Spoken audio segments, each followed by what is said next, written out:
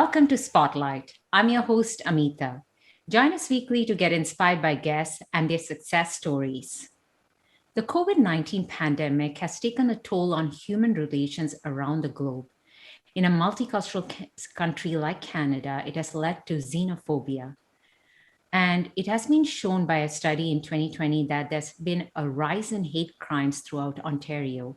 And another study has pointed to the fact that visible minority groups have perceived 3 times more race-based harassment and attacks, including groups like the Blacks, Islams, Chinese, South Asians, and many more minority groups.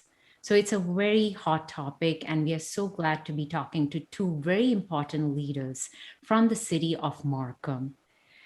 With pleasure, I welcome back to our show the very hardworking Ward 6 councillor and business owner, Councillor Amanda Collucci, and a long-term banking IT professional who has been serving the community in multiple roles as a volunteer, Mr. Alick Siu.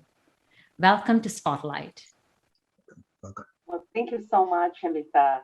I'm so glad to be back here. And yeah, definitely, just like you mentioned that, unfortunately, there has been increased of hate crime or the racism incidences, since the onstart of the pandemic. And we have seen this, throughout Canada, and not only in Canada, but also in the entire North America as well. And that is exactly why, together with Alick, not only that he's an IT professional, but he's also very active within City of Markham as well. And he is also the president of Union Field Rapier Association. We actually started a Facebook group, which is called Canadians Against Racism. Just to bring more awareness to the residents and to the community that any of these racism situation is not welcome in Canada, and we have to raise more awareness of how to address them as well. So we did a press conference not too long ago due to a recent incident in Markham that there was an attack to a Chinese lady. And then, fortunately, YRP took action very, very quickly and was able to arrest the suspect within days. And then later, we also hosted a crime prevention seminar, a hate crime prevention seminar with YRP. So the purpose of all these is really just to raise awareness of, educating general public what racism is and also what hate crime is as well. Thank you, Councillor. So actually, let's go right into it then. So hate crime, define it for us. I mean, and you already mentioned about the incidences in Markham, but what exactly is a hate crime in your perception? Yeah, so it's a very good question. That is something that YRP has actually educated us as well. So any of the racial slurring or basically, that led to actual, maybe assault or not assault, that would also consider as a hate crime. And obviously, it can be like graphite, right? Like it's just something that you kind of painted on the wall or on the road. There was one recent report, I believe it was in Alberta area, that people were just kind of spray painting and have some kind of a hate languages against, which is the Indian community, and they actually classify that it is also hate crime as well. So I think that if there's any incidences like maybe even spitting on someone's face in general public area for absolutely no reason, those type of incidences. I think that the best thing to do is for the victim to report it to the police right away, and then we'll let the police to determine whether there's more of a racism issue or there's a hate crime, so that we can actually take action. So, one of the key message from York Regional Police, that hate crime prevention seminar, is to make sure that we report any of the incidences that we suspect maybe is a hate crime or not hate crime. Obviously, any of the hate crime is being really seen through human rights code, right? So if there is any violation of our human rights, may that be religious related or racial, because of our ethnic background or any kind, or maybe even sexual orientation, those would be considered as hate crime, and we need to be reported to the police right away. So that it is good to know that, all of us can play a part in, try to prevent this or to reduce the impact it might have on people affected by it. Now, we already touched upon this. Markham is so diverse, Canada is so multicultural. Then why do you think crimes like this happen? Because everybody is supposed to live in harmony if we are coming from, different cultures and different backgrounds. So why does it happen? Well, that is another very good question, Amitha. So unfortunately, because of global events, right? So say, for example, the onset of the pandemic, U.S. election, when the former U.S. presidents keep calling COVID as the China virus or Chinese virus or Kung flu, that is really kind of inciting and stir up hate within the community. And then obviously, Islamophobia, right? So people who are, have something against the religious reason, against Muslim, but we also heard about the incident in London that that is a very very unfortunate issue. So I think that any of the global issues, protests in certain countries, that would actually lead to local hate crime or racism issues. And I think that there is a increase in terms of hate crime being reported within York region. However, we should also treat this as more of the result of increase of awareness and education, because before we have all this education and awareness, a lot of people they hesitate to report any of the hate crime. So I think that that is also a good reflection in terms of the increase of awareness and also educations provided by the police force. So so it is we're although we're seeing an increased number of the hate crime being reported, but that it is also a reflection of people are becoming more aware and they're brave. They're really strong enough to come out and say, you know what, this incident happened to me and I need to report it. So in a way, it is also a good sign as well. So that's a very good point. Yeah, the more people are becoming aware of it, more are being reported. So in a way, it's good that it's being picked up on and people are, responding and not just being a bystander. Exactly. So that's a great thing. So maybe I'm going to turn to Mr. Alick Siu. And again, thank you so much for being on the show. Both of you are such great inspiration with all that you do. And the same thing with Mr. Siu being such a professional and being part of the community. Can you shed some more light on how we can spread awareness? The councillor has already touched upon some points. Yeah, basically, like whenever a hate crime occur, this is a time that we do the education for the public. One of the things that, I find out, all this hate or, it's based on the bias of individual, depends on what they come across, the bias over whether it's race, color, gender, sex, orientation, or even disability. So this type of thing does happen. We got to educate that it happened. Very well said. And it's so key. Education is really key because misinformation gets the best out of us and leads to fear, and then in turn leads to this kind of crime. So it's a very important topic that you brought up, Mr. Siu, about the impact it can have on bystanders and the victims. We want to get to that, but before that, it's time for a short break.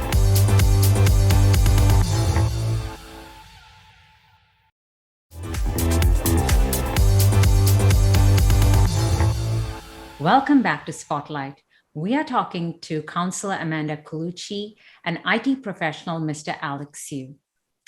So now we have a better understanding of what hate crime means, why it's happening, especially over the past year.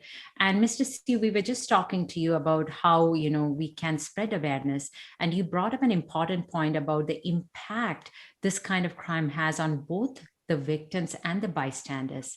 Can you elaborate a bit more? Yeah, I come across a situation that, with the victim, basically like a result of the hate crime. So she was actually assaulted. So based on the victim, we can realize that, like there's a potential trauma depends on how the individual's resilience for this particular person. She become, afraid to go out to the park that he encountered with the assault, and that's very logical, right? So in these type of situation, either like you have to overcome it or get help to overcome it, such as go to the social agent, talk it through and see what else can be done. Eventually, take time to overcome. But these type of situation does happen. So if it's a simple assault, we still can bear with that. But if it is even a more traumatic case, that would take much longer time. But in terms of also the community, once we hear these type of crime happening, so we should talk about it. We should talk about the situation. We should talk about, like in case this happen, if I'm the target, what should I do? And if I'm the bystander, what should I do? Those type of situation, that's the kind of, a sort of, go for the brain drain. It may happen, it may never happen. But once you go for the brain drain, what you're going to do so you can promptly, calmly, and respond to the situation. Those are the type of thing that we like, to propagate to the community, propagate to the victim, as well as to those bystander or those people that I may potentially encounter it. Okay, great. So actually, Councillor, I'm going to turn to you to elaborate a bit more on those resources that, the victims or those impacted by these crimes have right now, whether it be in the city of Markham or in general, but probably more for the city of Markham, yeah.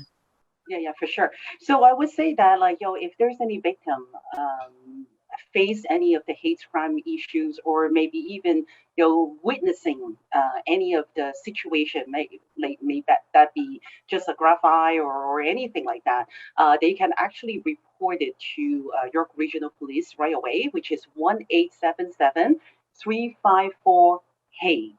So that is a one way, and obviously, just like Alex said, that if the situation have become very serious, is kind of life threatening, they need to call 911.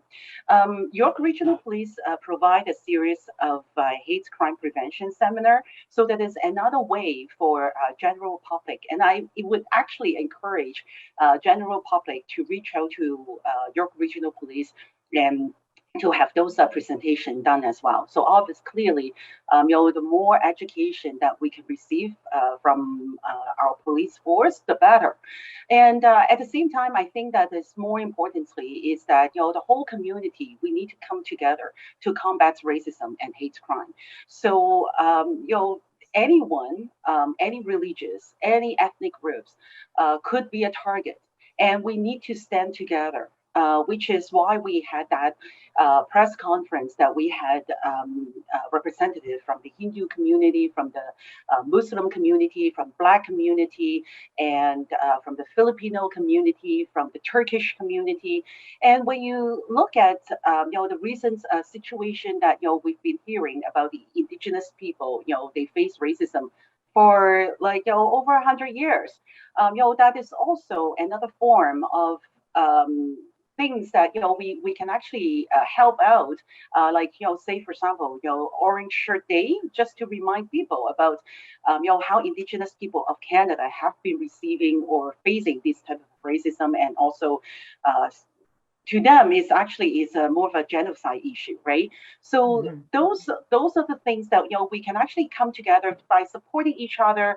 When situation come out, we need to speak out on their behalf as well. So even though that is not our immediate community, but that is at large, we're all one community. So we need to stand up for each other, and we need to voice out for each other. Very well said. I mean, it has so many faces, hate crime, and sometimes you think it's just one kind of crime, but you've helped enlighten us more on it, making us aware that it happens, across segments, across the groups, and it's only if we stand together, we will That's over right. time see a reduction. And also, help those who have been victims of it, whether be as the direct victim or a passive victim as a bystander. If we are coming together, we understand we are not alone, and the healing also happens faster. Mhm. So what we have heard today is quite inspirational and quite motivating, like you both as community leaders, doing your parts and encouraging all the people out there to also take part in reducing these crimes. I have to though ask, is there really a legislation in place? Maybe I'll ask Mr. Siu about this, that does help to combat hate crimes. So actually, Ontario Human Rights Code does pertain, all these hate crime element, 17 of them, including such as race, color, gender, sex orientation, religious belief, etc. And the Federal Criminal Code also have section covering that whenever it's crime, a hate crime, like to intimidate or to terrify the other person or a group of person that the person belongs to. So those are all the legislation are already in place. So the only problem is like all the enforcement. So not necessarily all the police, like in the city level of jurisdiction that have those type of right. So that's something that we need to work on the municipal. But by and large, most of the larger police do have the legislation to allow us to to enforce all those hate crimes. Yeah. Well, the process has already started. And again, thanks to community leaders like you. And now our viewers are also encouraged to be part of this change, that has to happen if we need to move forward as a community together. So it's so great the steps have started. And Councillor, you already told us about the Canadians Against Racism group, that's doing a lot. So we want to go towards that. But before that, it's time for a short break.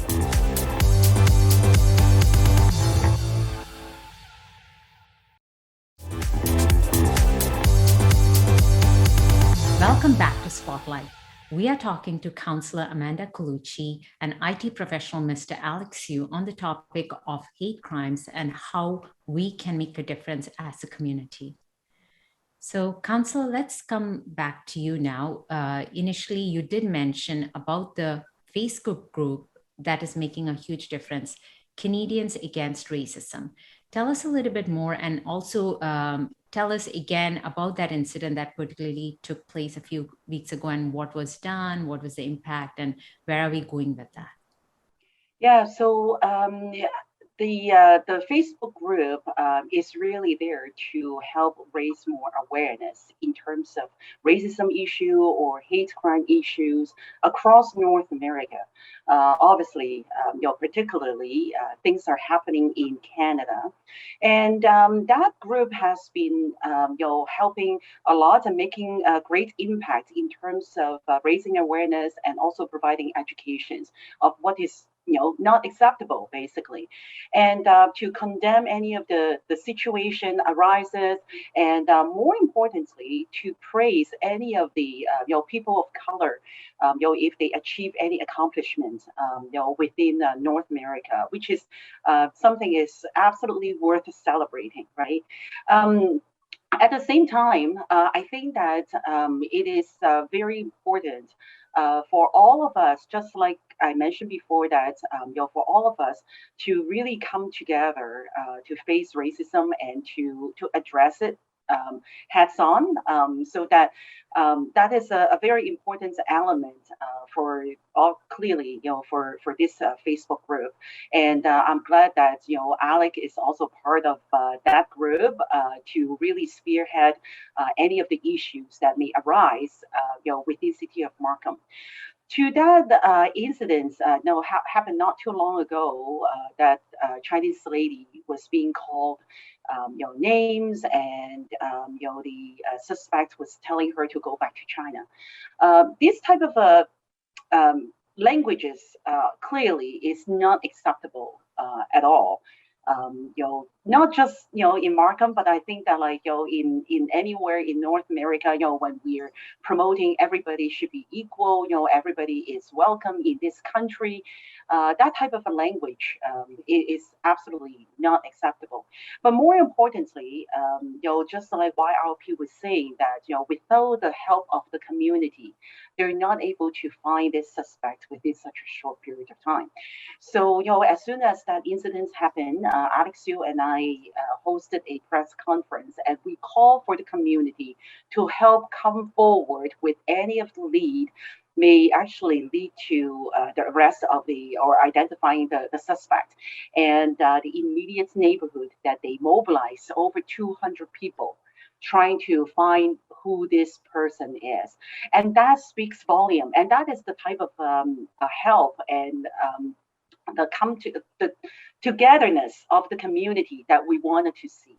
Very, very well said. And, this is what will be needed. Like in this case, it didn't go to a dire state, but unfortunately, we have incidences like the London shooting, that resulted, hopefully, if we had if you had done something ahead of time, like how we have this Facebook group right now in terms of prevention, we don't have incidences like the London shooting. So I'm going to turn to Mr. Siu and ask you to elaborate a little bit more. As Councillor said, you have spearheaded this particular group. So so that the viewers understand, it's not, again, even here, we are not segregating groups. We are trying to generally address all visible minority groups or all groups that perceive any form of race-based harassment. So if you can add to that, Mr. Siu.